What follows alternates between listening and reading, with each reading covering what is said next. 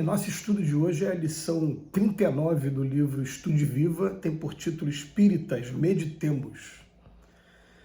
Um templo espírita é, na essência, um educandário em que as leis do ser, do destino, da evolução e do universo são examinadas claramente, fazendo luz e articulando orientação, mas por isso não deve converter-se no instituto de mera preocupação academicista.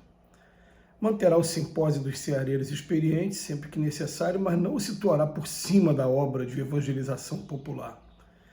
Alentará a tribuna em que o verbo primoroso lhe honorificará os princípios diante de assembleias cultas e atentas.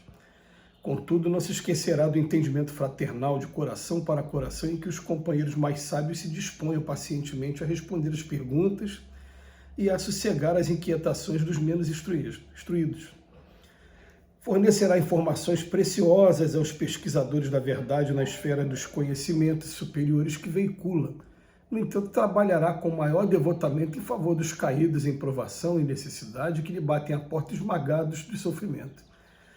Prestigiará a ciência do mundo que suprime as enfermidades e valorizará o benefício da prece e do magnetismo curativo no socorro aos doentes.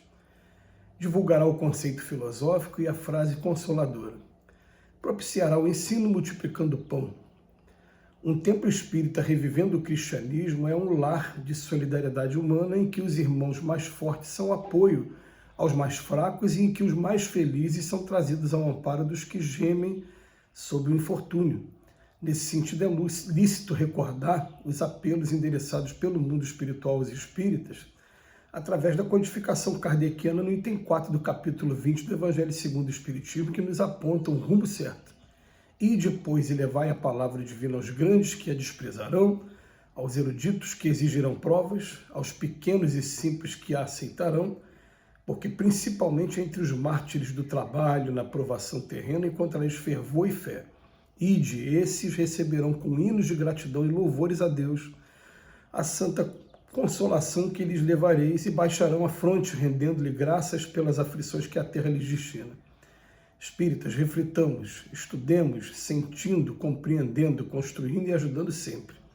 Auxiliemos o próximo, sustentando ainda todos aqueles que procuram auxiliar.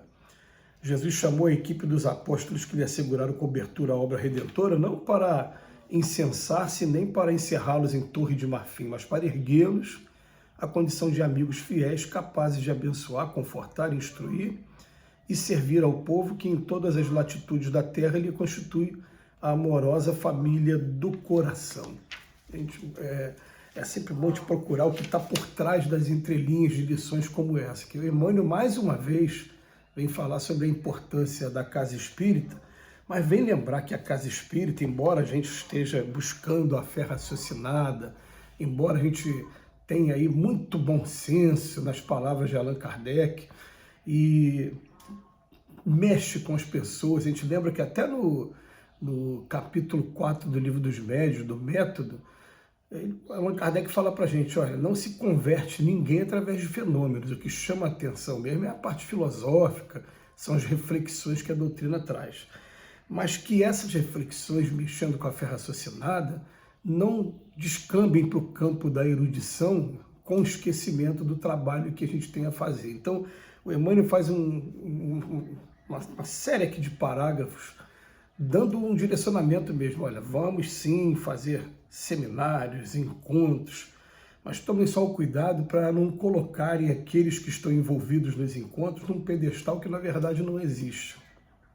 O tempo todo colocar de forma solidária, uns ajudando os outros e os mais necessitados. Ele fala para a gente, ó, vamos fazer reuniões sim, estudando o perispírito, estudando o futuro da humanidade, estudando a transição planetária que está acontecendo, vamos sim, mas não esquecendo daqueles que precisam de pão, que precisam de roupa, que ao mesmo tempo que a gente vai procurar desenvolver o sentimento da gente, a gente está erguendo alguém que está passando por uma situação dura nesse momento. E ele vem chamar a atenção para a gente de que, na verdade, o centro espírita, que tem tão pouco tempo, a gente pode parar para ver o centro espírita, ele, na verdade, ele não tem assim o mesmo tempo da codificação de Kardec, porque na época de Kardec tinha a Sociedade Espírita de Paris. Mas essa configuração de centro espírita, até aqui no Brasil mesmo, teve muita dificuldade de se estabelecer no início do século passado, porque a Constituição do país, na época, dizia que o catolicismo era a religião oficial e quem não fosse católico, fosse quem fosse, protestante, espírita, era fichado em delegacia, então era muita dificuldade de se estabelecer uma casa espírita nesse formato. Mas ele vem falar para a gente, né, o que a gente deve fazer na casa espírita. Estimular o estudo, esclarecer, a gente está levando o passe, a água fluidificada, assim, esses trabalhos assistenciais agora, já que o Dr. Bezerra de Menezes, em uma das suas mensagens na virada do século, ele fala: temos que promover as nossas casas espíritas de centro de estudos a núcleos de renovação social. Então, é um convite que se faz aqui, através do Dr. Bezerra de Menezes, junto com o Emmanuel, para que a gente comece a olhar para os arredores geográficos da instituição espírita e a gente comece a ver qual é a necessidade mais emergente para que a gente comece a trabalhar junto. E a gente vai perceber que aqui no Brasil a gente não precisa muito desse trabalho de cesta básica, mas a gente conhece centros espíritas e que não é a cesta básica que é o mais importante, porque está situado em local que a aquisição financeira é muito grande, né, a prova da riqueza, e as pessoas precisam muito de tratamento para depressão, para síndrome de pânico, para transtorno de ansiedade e principalmente de prevenção ao suicídio. Já que a gente lembra lá que no Livro dos Espíritos, quando fala das causas do suicídio, falta de fé, saciedade e ociosidade. A saciedade é uma das formas também de suicídio, né? Provocar o suicídio. Então, o Emmanuel está convidando a gente o tempo todo a que a gente tome esse cuidado com a casa espírita, porque o fulano começou a desenvolver o estudo. Tá, mas o estudo é inteligência.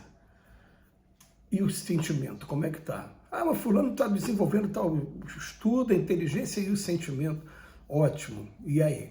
Será que aquela voz de Jesus falando para Pedro, Pedro, você é pescador, né? Eu quero transformar você em pescador de homens. Será que nós somos pescadores de homens também?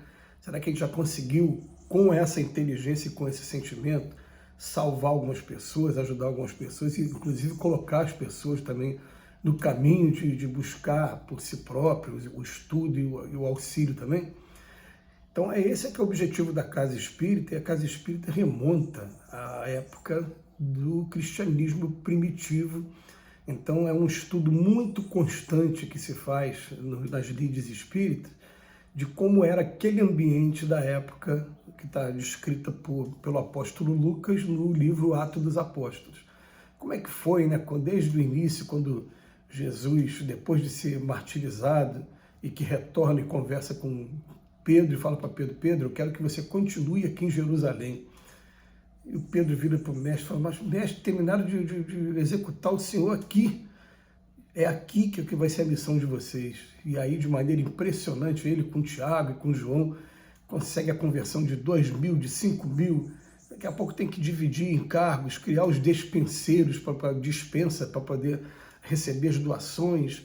E ambientes muito simples, mas que estavam sempre preparados para receber aquela pessoa que estava mais necessitada, para erguer com o mínimo de dignidade, dando alimentação, dando cesta básica, dando roupa para aquela pessoa, às vezes dando até leito para a pessoa dormir, mas acima de tudo dando a boa nova do Evangelho, mostrando que nós entramos numa nova era, né, como falava desde lá naquela, olha, o Mestre esteve aqui entre a gente, aquele que está sendo prometido pelas Escrituras.